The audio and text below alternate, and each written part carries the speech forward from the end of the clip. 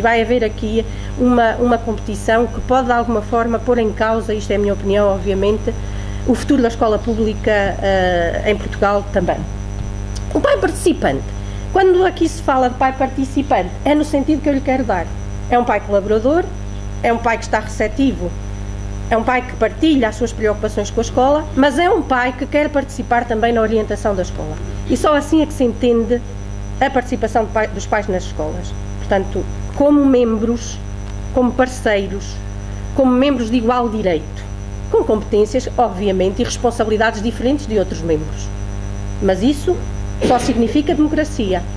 E tentar escamotear, e eu vou-vos dizer isto da minha experiência prática, tentar escamotear que nas escolas, os documentos das escolas, o regulamento interno, o plano de atividades, o projeto educativo das escolas, o projeto educativo que é apenas uma cópia de muitos projetos educativos, como vocês sabem, em que os pais devem participar, diz lá, não é? Diz que os pais devem participar na elaboração do projeto educativo da escola como elemento fundamental da orientação de uma escola, da vida de uma escola. Como é que os pais participam? Da minha experiência, os pais participam como? Aprovando, concordando. Não participam, não quero generalizar, obviamente, haverá experiências que refutam aquilo que eu digo, não participam nas equipas que são constituídas nas escolas para fazer os inquéritos, não é? Para aplicar os inquéritos, para fazer o tratamento dos inquéritos, não participam. Não participam porquê? Muitas vezes, diz-se, na escola diz-se, que isto há sempre dois lados. A escola diz, os pais não participam porque não querem, porque nós convidamos. Então o Presidente da Associação de Pais não vem é porque não quer, porque nós convidamos. Mas as reuniões começam às 4 da tarde, ou às 15h30, ou às 17h30. Muitos dos pais também a essa hora não podem estar. Agora também vos quero dizer, muitas vezes também há escolas que tentam fazer o percurso pós-laboral ao contrário, não é? E os pais também não participam. Também é verdade. E isso nós temos que admitir e refletir sobre isso. Isto é, que participação nos é dada e que participação é que nós queremos. Porque também não podemos só dizer que a escola não quer saber. Logo não, e é verdade que precisam do voto dos pais para que os documentos sejam aprovados. Mas como é que se pode participar na aprovação de um documento que não se conhece, que não foi discutido, que não foi trabalhado em conjunto, ou que não foi apresentado? Aliás, muitos professores também não conhecem o projeto educativo das escolas. Porque nós sabemos que, no fundo, hoje, cada vez mais, quem manda na escola é o diretor e os seus acólitos. Isto é, uma equipa mais ou menos eleita, entre aspas, nomeada por ele. Portanto, também é verdade que muitos professores não participam porque não querem. Não é? Porque dizem assim, eu não estou para me chatear com isto, eu quero ir para casa, que tenho mais que fazer, aquilo é não lambotas, anda atrás do diretor. Também é verdade. Também é verdade. Eu quero dizer que nós não estamos aqui para refletir que pais é que nós somos e que pais é que nós queremos ser. Porque quando se fala de pais, normalmente pensa-se sempre, o aluno mal educado é a má educação que recebe em casa. O aluno porta-se mal na escola, o pai não quer saber. O aluno partiu um vidro, o pai, se calhar, até lhe diz para partir outro. Quer dizer, não é verdade, isto não é assim. Nós temos que também saber o que é que queremos. E se os pais querem realmente estar na escola, também têm que dar uma imagem positiva deles. Uma imagem positiva no sentido de, não, desculpem lá, eu estou aqui, não estou aqui apenas porque o meu filho partiu o vidro e eu vou pagá-lo, obviamente, mas estou aqui porque quero saber isto e aquilo, e porque quero participar para ajudar a resolver. Pronto, então, o pai participante, vamos ver que depois pode assumir. Então, o pai colaborador ajuda as escolas. A esfera do envolvimento dos pais, muitas vezes, diz só respeito à comunicação, escola-casa e casa-escola. Isto é, o diretor de turma ou o professor telefona para casa, o pai responde, depois no final do período. Portanto, muitas vezes os contactos dos pais com as escolas resumem-se pura e simplesmente a isto. E mesmo assim, há dificuldades de comunicação entre os pais e os professores. Isso está estudado, até porque nós temos tendência, nós professores, temos tendência para usar um código, para usar uma linguagem técnica própria da escola, e os pais, provavelmente muitos deles, não estão preparados para intervir em público, por exemplo, numa reunião, com os pais da turma e com os professores, porque se sentem inibidos também pelo facto de não dominarem tão bem, ou não quer dizer tão bem, de não dominarem aquele código, porque eles têm códigos próprios. Aliás, há outra questão que eu vos queria colocar, é que hoje, quando nós falamos da relação escola-família, não podemos falar da relação escola-família no singular. Temos que falar na relação escola-famílias, não é? Porque hoje há muitos tipos de famílias. E depois, se nos questionarmos, se olharmos bem uns para os outros, que famílias é que estão representadas efetivamente nos órgãos das escolas? Nos conselhos de turma, que pais é que estão lá representados? Que pais? Eles representam a pluralidade das famílias? Eles representam quem? E agora estou a questionar-vos também a vocês. Nas associações de pais, reparem, as associações de pais, sendo um órgão coletivo, à partida deveriam representar o conjunto das famílias, ou a diversidade multicultural, sei lá, das famílias. Que pais é que estão nas associações de pais? Até há estudos que dizem que uns pais são mais pais do que outros nas escolas. Quem são os pais que estão nas escolas? Depois, a escola gostava muito de ter pais, como eu vos disse, colaboradores, mas os estudos têm revelado que, com as novas tendências normativas, com esta abertura da escola à comunidade, com esta abertura da escola aos pais, há, digamos assim, uma distância entre aquilo que os documentos preconizam, porque se nós formos ver desde a Constituição da República, a Lei de Bases, a outros documentos, todos, ao 75, que já vamos falar daqui a pouco, todos apontam no seu texto preambular, logo na introdução, para que toda a gente leia, que o que se pretende com a autonomia das escolas, é o reforço da participação das famílias, não é? E das lideranças locais. E é o reforço de quê? Do empenhamento da comunidade num projeto local, num projeto educativo local de educação. Dizem isto os normativos. Mas depois, se nós virmos, os conselhos gerais, os conselhos municipais de educação, nem sequer são consultados. Quando o quê? Quando se decide a extinção de uma escola ou a sua fusão, nem sequer são consultados. E se vocês consultarem o Decreto-Lei 75 de 2008, até diz em que situações é que deve ser dissolvido um Conselho Geral. No entanto, vocês todos e eu sabemos que estes Conselhos Gerais das escolas que agora foi anunciado que vão ser agrupadas, não foram consultados.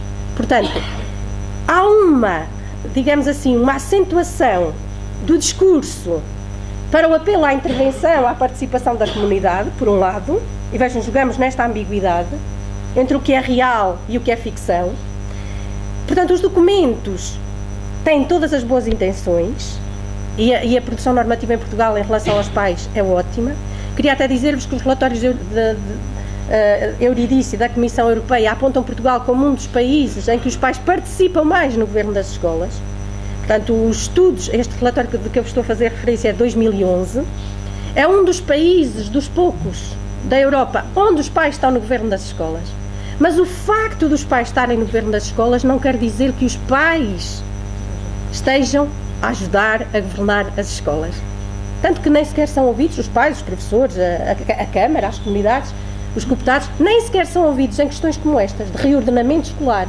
Portanto, é de cima para baixo que se decide que aquele agrupamento vai juntar-se àquele, tudo por questões de ordem económica. Novamente, estamos a assistir àquilo que eu vos dizia logo no início, a esta dependência um bocadinho asfixiante de uma regulação multinacional, transnacional, mundial, que afeta depois a regulação local da educação. E ela só existe no papel.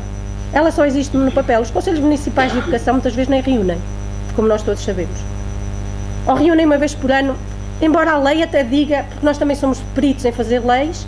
Já agora também gostava de vos dizer que estas leis muitas vezes resultam de fenómenos de hibridismo e de contaminação, isto é, de políticas que existem noutros países da Europa e que nós importamos e vamos aproveitando porque lá resultou e achamos também que resulta aqui, mas depois outro governo a seguir acha que já não resulta e nós professores e nós pais e nós todos andamos aqui ao sabor sem saber muitas vezes muito bem o que é que vai acontecer a seguir. Portanto, não há diretrizes explícitas, mas isto faz parte destes mecanismos de regulação, faz parte destes novos mecanismos de regulação, é tentar satisfazer ao público naquele momento, depois logo se vê.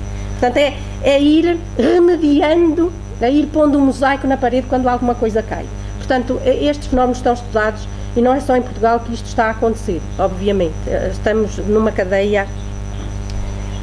Então, que pais é que nós temos nas escolas? Setor e cortesão, portanto, estudiosos, aqui foi um estudo feito em Portugal, mostram o quê? Que, de acordo com os novos normativos, já não se pretende que o pai seja apenas um pai colaborador, um pai colaborador no sentido que ajuda, coopera, aceita, sugere, propõe, opina, observa, acompanha. Eu queria vos dizer que, em relação a este tópico, eu fiz uma série de entrevistas a professores e todos os professores querem que os pais sejam assim. Todos. Portanto, todos os professores diziam, o pai é colaborador, é aquele que sugere, é aquele que propõe, alguns já dizem sugere e propõe, outros só dizem, é aquele que acompanha, é aquele que faz a ponte com a escola, é aquele que, pronto, neste sentido de que, depois, o pai fiscalizador. Há muitos professores que dizem que os pais são fiscalizadores. Qual é o pai fiscalizador? É aquele que reclama, é o que pede esclarecimentos, é o que quer saber porque é que os filhos tiveram negativas a esta ou aquela disciplina, é o que quer saber porque é que os professores faltam tanto ou aquele professor falta tanto, é o pai que critica a direção, é o pai que controla a entrada e a saída dos funcionários, que controla em que dia é que são os testes daquela turma, que controla os resultados desta turma e os resultados daquela. É o pai que exige elevadores, que exige cantinas, que exige bibliotecas. O pai consumidor, veja, o pai cliente. É o pai que reivindica constantemente, nunca está contente. Quando os pais vão à escola, quando estão a participar, no Conselho de Turma nem tanto, porque as pessoas não lhe dão grande possibilidade, mas sobretudo no Conselho Pedagógico, de que falaremos também daqui a pouco, porque é que os pais deixaram de estar no Conselho Pedagógico, ou aparentemente não os querem lá, aparentemente não querem mesmo. O pai que questiona, o pai que até faz denúncias para a comunicação social, através das associações de pais, que vem dizer que o aluno X, Y e Z é vítima de bullying e que já disseram isso muitas vezes e ninguém fez nada, ou que não há, as crianças com necessidades educativas especiais não podem aceder à biblioteca. Esses pais não são os pais que a escola quer. Isso é verdade.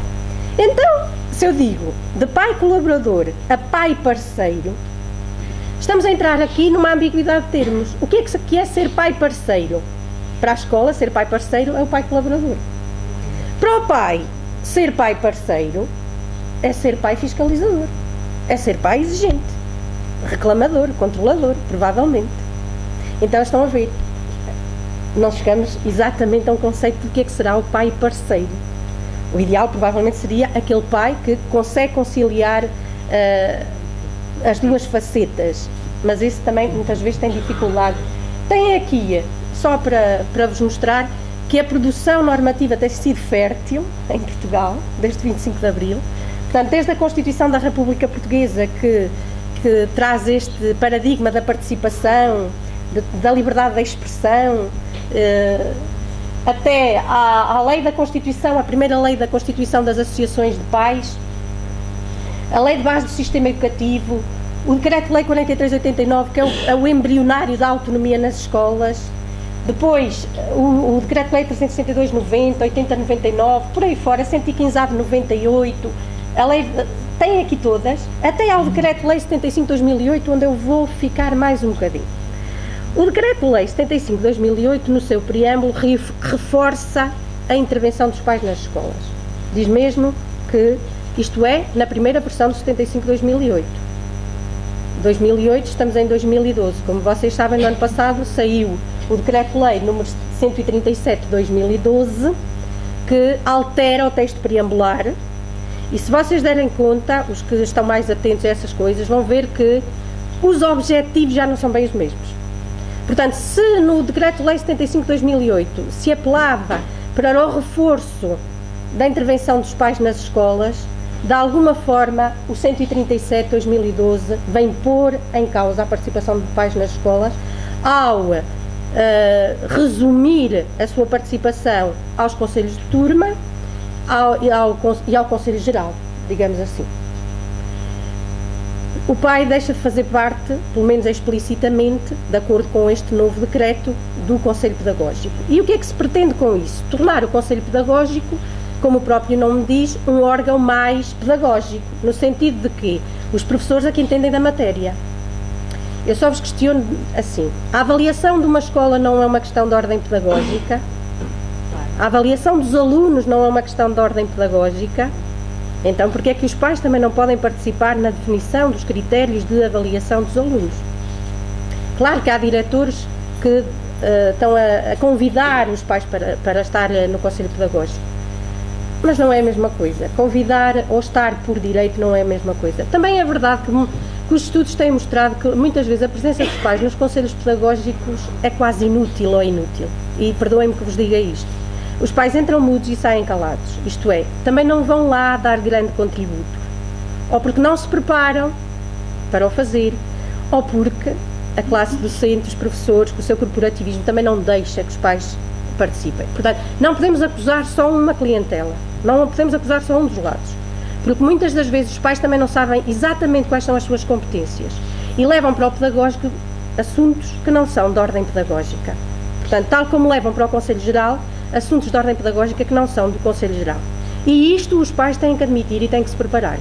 Portanto, só podemos ter um papel de pai parceiro, no verdadeiro sentido do termo, pai colaborador, que ajuda a escola, que partilha as dificuldades da escola, mas de pai também controlador, exigente. Só podemos ter esse papel se estivermos preparados.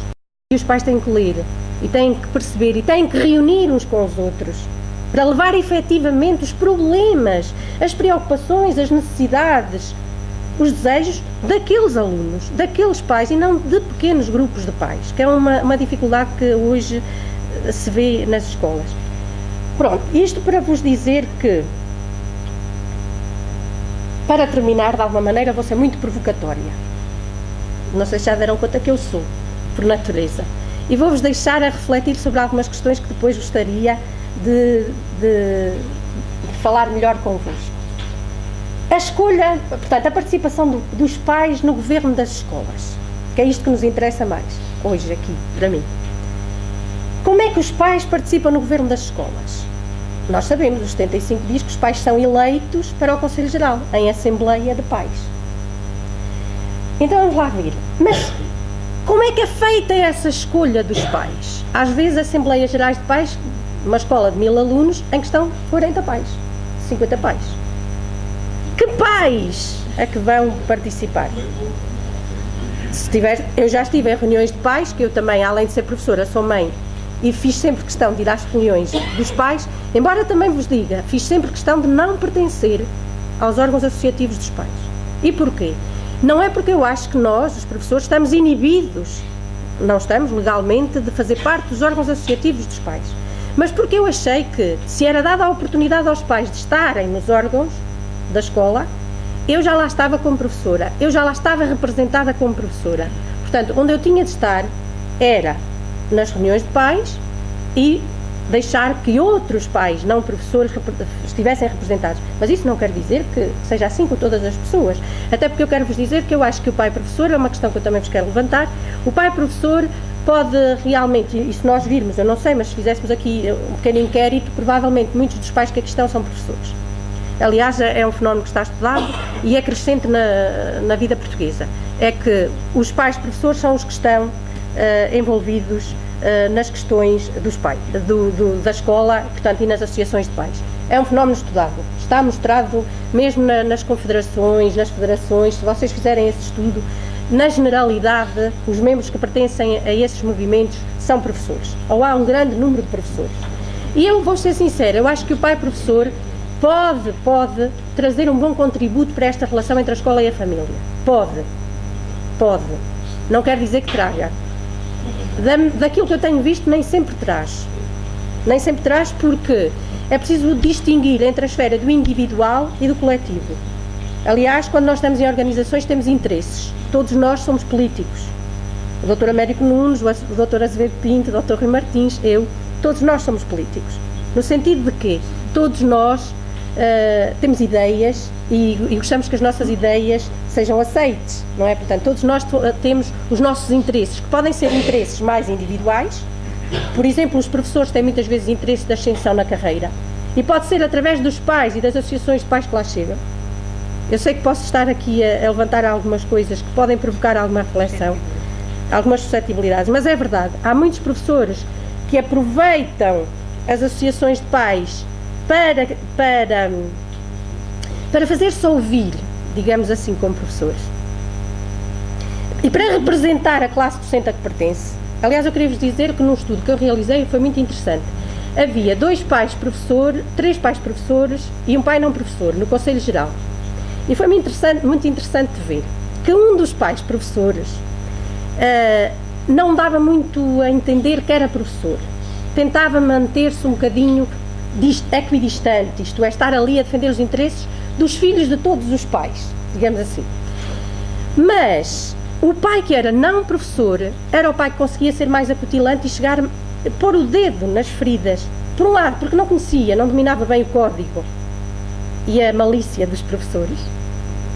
E, portanto, perguntava com alguma ingenuidade algumas coisas, mas tocava na ferida. Desculpe, o que é que a professora de Geografia está a fazer? Enquanto que os pais professores, pelo menos 2 deles, porque trabalhavam no agrupamento, não tinham a coragem de questionar os resultados dos alunos no final do período. Portanto, eles estariam lá como pais ou como professores? Há esta ambiguidade, se somos mais pais ou se somos mais professores, ou se somos mais professores e menos pais. Pode haver esta ambiguidade. De qualquer das formas, eu acho que os professores podem ter um contributo muito válido, quer nas associações de pais, quer na representação dos pais nos órgãos da escola. Porquê? Porque, como conhecem os códigos, como conhecem a linguagem existente, como conhecem o meio, podem tornar-se um porta-voz, digamos assim, mais fácil, quer junto dos pais, quer junto dos professores. Portanto, pode estabelecer a ponte. Pedro Silva, um estudioso português que tem trabalhado muito nesta área, diz mesmo que há uma relação armadilhada. Há uma relação armadilhada entre os pais e os professores. Há uma clivagem de culturas, digamos assim. Mas eu questiono, então, mas se os pais são professores? Não pode haver clivagem de culturas, porque se os pais que lá estão são professores, não é? Portanto, se há uma relação armadilhada, há necessidade de a desarmadilhar. E aí eu acho que os professores podem dar um bom contributo. Embora me pareça que num Conselho Geral não é salutar, acho eu, que todos os pais que estão em representação sejam professores. Eu acho que deveriam as próprias associações de pais, quando fomentam as listas e a eleição dos membros para os Conselhos Gerais, deveriam tentar equilibrar, digamos assim. Porque os pais que não são professores têm uma visão de algumas coisas que é mais produtiva, que é mais fértil, e também estão mais à vontade, digamos assim, porque não estão ali a sentir-se postos em causa, não vão ser avaliados por aquele diretor. Imaginem os professores, pais naquele agrupamento, não é? Professores daquele agrupamento e pais com filhos naquele agrupamento. E eu questionava, até vocês sentiram que o facto de serem professores no agrupamento não condicionava as vossas intervenções? E eles começavam sempre por dizer isto, em entrevistas gravadas, claro que as pessoas acabam por dizer aquilo que não querem. Diziam sempre, não, eu estou lá para representar os pais. Mas depois, mas realmente, quando se trata de discutir os resultados dos alunos ou pôr em causa alguma atuação da direção, aí eu inibo-me. Estão a ver? Eu quero dizer que depois, por outro lado, quando eu pergunto aos pais que não são professores, o que é que acham dos pais professores? Os pais professores é ótimo, porque eles conhecem-se uns aos outros e eles ajudam a resolver os problemas. Portanto, há aqui esta divergência de opiniões. Seja como for, ficam a saber que, de acordo com os estudos que têm sido realizados, os professores não gostam dos pais professores. Para algumas coisas. Quando se trata de pais que se esquecem um bocadinho do seu estatuto de professor e reivindicam e reclamam e querem saber o que é que se está a passar na escola, querem uma abertura, uma transparência maior, mas gostam muito dos pais professores. Quando o quê? Quando os pais professores se aliam a eles, docentes, para reclamar da autarquia, para reclamar do Ministério da Educação. O que quer dizer que há aqui uma mistura de interesses. O que quer dizer que há aqui política. O que quer dizer que todas as escolas, por mais que os documentos, era aí que eu queria voltar atrás, por mais que os documentos escamoteiem escondam esta faceta política das escolas, os conflitos que existem entre professores e pais, entre autarquia e pais, entre autarquia e direção ou não, todas as escolas, todas as organizações são organizações de natureza política. Isto é, estão lá, as pessoas que estão lá movem-se por interesses. E esses interesses, no caso dos pais, era interessante que fossem interesses coletivos e não tanto interesses individuais. Pronto, e nem interesses profissionais, porque muitas vezes há muitos que estão lá por interesses profissionais, para se aliarem com o diretor, ou com o presidente do Conselho Geral, ou com a autarquia, até porque se eu for amigo da autarquia, nunca se sabe se nas próximas eleições, mas isto tanto pode acontecer com os pais professores como com os outros pais. Portanto, estes novos órgãos de direção estratégica, embora sob a capa da democracia, da aparência de que todos participamos nas tomadas de decisão, no governo das escolas, porque participar no governo de uma coisa é participar na tomada de decisão, não é estar lá sentado no Conselho Geral 3 horas ou 4. Portanto, aparentemente mais democráticos, acentuam aquilo que se passa hoje. É que passamos do modelo burocrático de centralização para um modelo que pretendia ser de descentralização e de autonomia das escolas, e podíamos aqui problematizar o que é que se entende por autonomia das escolas, e estamos de novo a passar para um modelo de recentralização. Mesmo quando se extinguem as direções regionais e todos os organismos de apoio local, o que se pretende, porque é que se está a fazer isso? Porque hoje está instalado um Big Brother institucional. Qualquer um dos diretores das escolas está ligado umbilicalmente, logo pela manhã, pelo computador, ao Ministério da Educação. Todos os dias tem de preencher plataformas e mais plataformas, o que quer dizer que aquilo que podia ser tratado em reuniões, não é? Por questões de natureza económica, sobretudo economicista, e até, isto é, também por questões de controlo, vejam, do controlo, nós estamos cada vez mais controlados. Há câmaras vídeo por todo o lado. Portanto, as sociedades vivem um autêntico Big Brother. Eu estou a ser filmada. Portanto, o que é que acontece? Nós todos pensamos que somos livres, que estamos numa sociedade que amplia os nossos direitos à participação, à livre expressão, mas cada vez mais nós estamos comandados à distância pelas políticas mundiais, pelas políticas governamentais, e vejam, o Ministério da Educação, que defende a autonomia das escolas, eu estava a perguntar, mas não é fácil, o que é que se entende mesmo por autonomia das escolas, porque também não é a autonomia das escolas, não é as escolas viverem independentes, pronto. Então, o Ministério acaba por recentralizar as suas atuações e faz o que bem entende. Amanhã, se for preciso, sai outro artigo, outro decreto-lei que altera este, depois de amanhã sai outro, mas nos discursos normativos diz que sim, que a escola portuguesa é uma escola, em termos europeus, é da escola onde os pais têm assento nos órgãos de direção da escola. Estou mesmo quase a terminar. Portanto, o que é que os pais estão a fazer?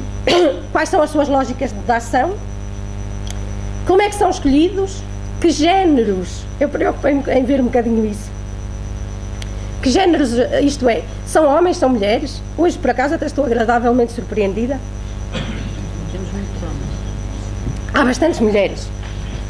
Porque as mães, também está provado, que são as que vão mais à escola, nomeadamente pré e primeiro ciclo. Mas depois, nos órgãos de direção das escolas, no Conselho Geral, por exemplo, deste agrupamento, um dos agrupamentos que eu estudei, eram todos homens. Eram todos homens. Por que será? Por que será? A questão do género, a questão da idade. Que idade têm os pais que estão nos órgãos de direção das escolas? Se refletirem bem, vão ver. E que idade têm os pais que vão às reuniões com o diretor de turma, que vão às reuniões da associação de pais? Até a questão da idade. Depois, as habilitações que têm. As habilitações que têm. Que pais é que vão às reuniões das associações de pais? Que cargos é que tiveram ao longo da vida? E uma coisa que eu achei interessante no meu estudo é que todos os pais que estavam ou nos conselhos de turma ou que que iam ao Conselho Geral ou que estavam no Conselho Pedagógico, naquela altura ainda estavam, todos eles já tinham exercido cargos de liderança em associações. Isto é, a Associação Desportiva, o Rancho Folclórico, uma instituição de solidariedade social, portanto, pais que quê? Que de alguma forma já eram interventivos na sociedade. E os outros pais? Quem representa os outros pais? Os que nunca vão à escola, ou porque não podem, ou porque não querem, ou porque não são capazes, ou porque estão completamente desestruturados, ou porque têm uma vida que... Quem é que os representa na escola? Que pais é que estão nas escolas? Depois, quem manda na escola pública em Portugal? Para terminar, quem é que vocês acham que manda na escola pública em Portugal? O diretor? Os professores? A Câmara? No meu estudo foi interessante que a maior parte das pessoas entrevistadas têm muito medo que sejam as câmaras a governar as escolas. Outra coisa muito interessante do meu estudo é que todos os entrevistados acham que os pais devem ter nas escolas, mas que os pais não devem estar no governo das escolas. E, no entanto, todos os entrevistados estavam no governo da escola. Isto é, ainda não perceberam o que é estar no governo da escola. E todos dizem que o pai nunca pode ser o diretor de uma escola, porque isso deve ser feito por um professor. Mesmo os pais não professores. Achei interessante. O que quer dizer, continuam a achar-se inferiores, não é? E continuam a achar que os professores é que mandam nas escolas. Mas será que são os professores que mandam nas escolas? Será que são os professores que mandam nas escolas? Será que são as autarquias que mandam nas escolas? Quem é que manda nas escolas hoje em Portugal? Quem é que manda na escola pública em Portugal? Deixo-vos esta pergunta e volto ao início. Será o governo? Será quem? Quem manda na escola pública em Portugal? Deixo esta questão para depois para o debate e vou dar lugar à minha colega, à Maria.